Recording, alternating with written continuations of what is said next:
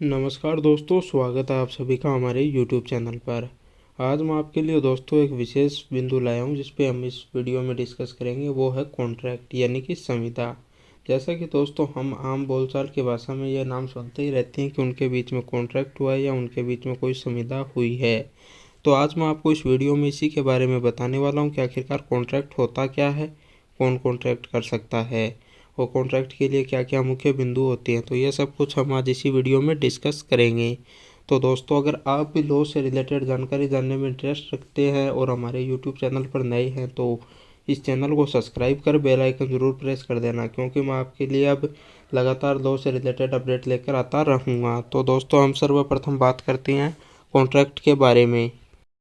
तो दोस्तों, भारतीय संविदा अधिनियम 1872 की धारा 2J के अनुसार विधि द्वारा परिवर्तनीय या विधि द्वारा नियंत्रित करार संविदा कहलाता है। यानी कि दोस्तों, एक ऐसा करार जो पूर्णतः विधि द्वारा नियंत्रित हो वो करार ही संविदा कहलाता है, जिसे हम इंग्लिश में बोलते हैं an agreement enforceable by law is a contract. यानी कि एक ऐसा करार जो विधि द्वारा परिवर्तनीय हो, विधि द्वारा नियंत्रित हो या विधि के अनुसार हो, वो करार ही संविदा कहलाता है। अब हम दोस्तों बात करते हैं कि संविदा कौन कर सकता है और कौन कौन सी संविदा विधि मान्य और कौन सी संविदा विधि मान्य नहीं है और संविदा करने के लिए आवश्यक तत्व कौन कौन से हैं।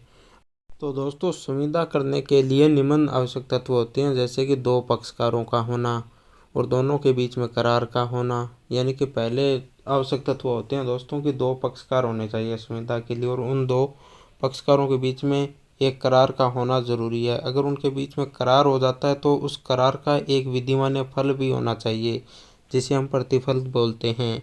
प्रतिफल अनैतिक और लोकनीति के विरुद्ध नहीं होना चाहिए, यानी कि प्रतिफल भी सही होना चाहिए, वो किसी को जनहानि पहुंचाने वाला या अनैतिक नहीं हो। अगर दोनों पक्षकारों के बीच में कोई करार होता है तो उस पर सहमति उन दोनों पक्षकारों के द्वारा स्वतंत्र रूप से दी जानी चाहिए, उन पर किसी प्रकार की बाध्यता नहीं होनी चाहिए। इसके बाद में दोस्तों मुख्य बिंदु बचता है कि दोनों पक्षकार अवयस्क नहीं हो, यानी कि उन्होंने अपनी वयस्कता की आयु प्राप्त कर ली और मानसिक रूप से भी स्वस्थ हो। अब हम बात करते हैं कि कौन सी संविदा विधि मान्य नहीं होती है, यानी कि जिनका आरंभ से ही वर्चस्व शून्य होता है। तो उसके लिए प्रथम चीज़ होती है कि दोनों पक्षकारों द्वारा स्वतंत्र सहमति के अभाव में की गई संविदा। यानी कि जब दो पक्षकार कोई संविदा करते हैं तो उनका परस्पर उस चीज़ पर सेम मनोभाव के साथ सहमति दिया जाना आवश्यक है और उनकी सहमति स्वतंत्र होनी चाहिए। अगर सहमति किसी दबाव के चलते दी जाती है या स्वतंत्रता के बिना दी जाती है तो उसका कोई वर्चस्व नहीं है। और दूसरा बिंदु है कि पक्षकारों का मानसिक रूप से स्वस्थ होना और उनकी वयस्कता की आयु को प्राप्त कर लेना। यानी कि वयस्क अगर नहीं है पक्षकार तो वो संविदा आरंभ से ही शून्य मानी जाएगी।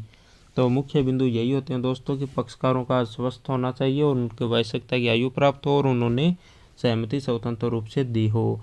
तो दोस्तों, इस प्रकार से हम आज इस संविदा में ये सीख चुके हैं कि संविदा आखिरकार क्या होती है, इसे कौन कर सकता है और इसे कौन नहीं कर सकता। इस प्रकार दोस्तों हम ये सीख चुके हैं कि संविदा वो होता है, एक ऐसा करार होता है जो विधि द्वारा परिवर्तनीय होता है, उस पर विधि का नियंत्रण होता है। इसके लिए मुख्य तत्व होते हैं दो पक्षकार होना, दोनों की स्वतंत्र सहमति होना, दोनों का वयस्क होना, मानसिक रूप से स्वस्थ होना और एक वैध प्रतिफल का होना। प्रतिफल लोकनीति और अनैतिकता के विरुद्ध नहीं होना चाहिए, यानी कि लोकनीति के अनुसार ही होना चाहिए। तो इस प्रकार दोस्तों हमने आज इस वीडियो में कॉन्ट्रैक्ट को जाना है। तो मैं जल्दी अब आपके लिए अगला वीडियो लेकर आऊँगा। अगर आप भी लॉ में इंटरेस्टेड हो तो हमारे इस चैनल को सब्सक्राइब ज़रूर कर लेना, ताकि आपको भी हर लॉ से रिलेटेड अपडेट मिलती रहे। अगर दोस्तों वीडियो पसंद आया हो तो इसे लाइक, कमेंट, शेयर और चैनल को सब्सक्राइब ज़रूर करना।